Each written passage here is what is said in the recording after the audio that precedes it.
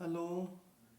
मेरा नाम वैभव है और मैं इंटरनेट पे krishnayajurveda.com नामक साइट चलाता हूँ।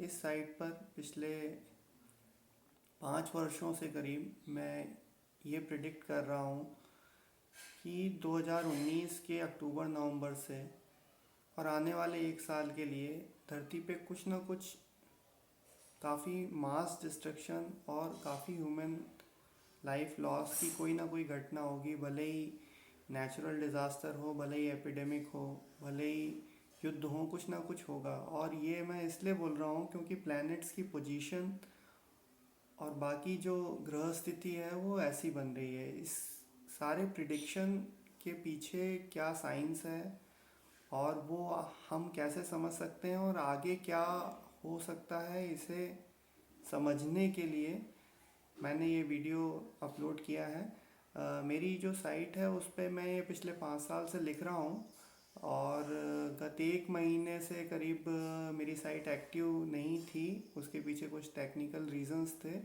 And all credit goes to GoDaddy that उन्होंने फिर से मेरी साइट को लाइव कर दिया है एंड आप उस पे भी जा कर के देख सकते हैं।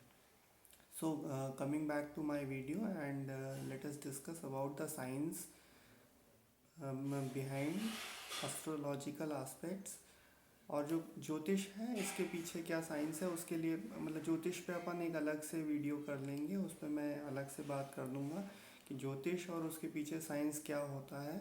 उस पर मैं एक अलग से पूरा वीडियो करूँगा। अभी अपन कंसंट्रेट करते हैं ये जो कोरोना का इशू चल रहा है पूरी दुनिया में, उस पर अपन कंसंट्रेट करते हैं एंड उसके साइंस की बात करते हैं। So coming back to astrology, prediction and science behind it. मैं आप सभी लोगों से एक क्वेश्चन पूछना चाहता हूँ। अभी आज हम जब ये वीडियो शूट कर रहे हैं तो आज 27 अप्रैल है और 27 अप्रैल को गर्मी अगर हम कंपेयर करें पिछले कुछ सालों से, या मैं कहूँगा कि आपका जो लाइफ लॉन्ग अनुभव रहा है, 27 अप्रैल को इतनी कम गर्मी आप में से कुछ ही लोग होंगे जिन्होंने फील करी होगी।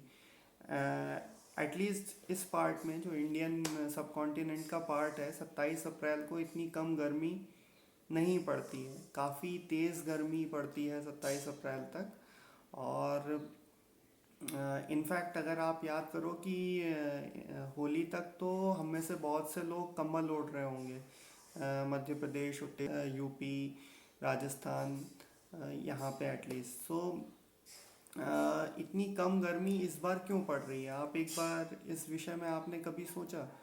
27 अप्रैल को इतनी कम गर्मी कैसे हो सकता है? सो हमें से बहुत सारे लोग कहेंगे कि सीजन्स ऐसे ही चेंज होते हैं एंड डिफरेंट सीजन्स हर साल सेम नहीं रहते, डिफरेंट होते हैं।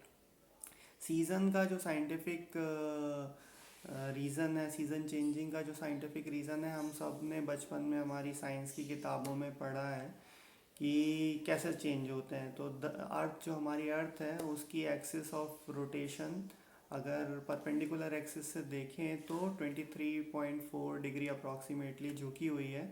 और वो जब रोटेट करती है सन के चारों तरफ, तो जब झुका हुआ जो पार्ट है वो सन से दूर हो जाता है तो विंटर का सीज़न आ जाता है। एंड जब वो पास आ जाता है इक्वेटर के ऊपर वाला पार्ट जो झुका हुआ है, और तो गर्मियों का सीज़न आ जाता है। हम सब ने अपनी साइंस की बुक्स में ये पढ़ा है। हर साल ऐसा होता है, उतना ही पास आता है। बट आपको ये बात भी ध्यान रखनी पड़ेगी कि हर साल सन जो है वो उतनी रेडिएशंस, उतनी एनर्जी अर्थ की तरफ प्रोपोगेट नहीं करता, नहीं भेजता। हर साल amount of energy propagated, radiated by the sun, वो डिफरेंट होती है।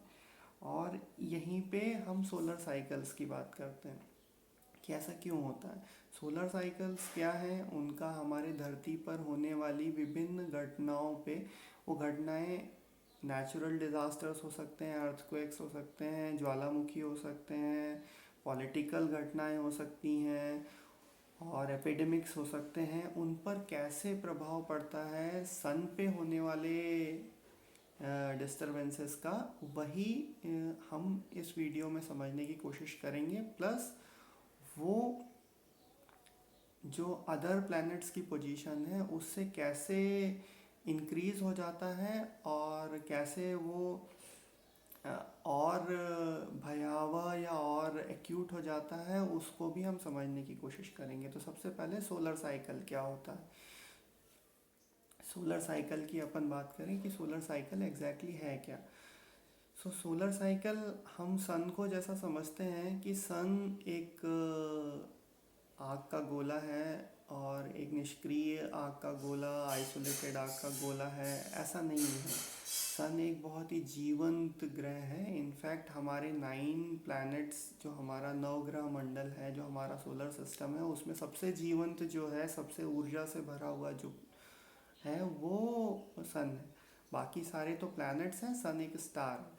हम सारे प्लैनेट्स जो हैं, अर्थ, मून, जुपिटर, वीनस, ये सारे प्लैनेट्स सॉलिड स्टेट में हैं, जबकि जो सन है, सन मॉल्टन स्टेट में है, जहाँ पे हाइड्रोजन और हीलियम की fission and fusion reaction continuously चलती रहती है। एंड इस रिएक्शन के कारण ही सन पे बहुत सारी रेडियो एक्टिविटी है, प्लस बहुत सारे इलेक्ट्रोमैग्नेटिक फोर्सेस वहाँ पे एक्ट करते हैं, जो कि सोलर स्टॉर्म्स को, सौर तूफानों को, जिस हिंदी में बोले तो सौर तूफानों को जन्म देते हैं। और बहुत सारे सन स्पॉट्स दिखते हैं, जो कि आप में से बहुत सारे लोग न्यूज़ में सुनते होंगे, बट हमने कभी उसके पीछे की साइंस को पढ़ा नहीं होगा। बट वो सन स्पॉट्स की एक्टिविटी, सोलर एक्टिविटी को समझना ज़रूरी है। ये सोलर स्टॉर्म्स सन पे, ये सन की एक्टिविटी 11 साल में अपने मैक्सिमम और अपने मिनिमम पे पहुंचती है। ये 11 साल एग्जैक्ट नहीं है, बहुत सारे साइकिल्स में ये 10.5 साल भी हो सकता है, 11 भी हो सकता है, 12 भी हो सकता है, बट मीन अगर देखें तो 11.5 12 साल का आता है। तो 11 से लेके 12 साल में ये सारी एक्टिविटी अपने मिनिमम से मैक्सिमम पे पहुंचती है, और मैक्सिमम से फिर मिनिमम पे आ जाती है। एक साइनोसॉइडल वेव जैसे आप समझ लें, तो वैसे एक्ट करती है। इस पूरे साइकिल को, minimum, maximum and again minimum, को हम कहते हैं सोलर साइकिल। ये बेसिकली 11 से 12 साल का होता है। अब एक बात ध्यान में रखना ज़रूरी है कि ये जो सोलर साइकिल है जिसकी हम बात कर रहे हैं, ये सोलर साइकिल हमने कब से, ये जो 11 साल की फ्रीक्वेंसी वाले सोलर साइकिल की मैं आपसे बात कर रहा हूँ, ये हमने कब से इसका हिसाब लगाना चालू किया है, वो इम्पॉर्टेंट है।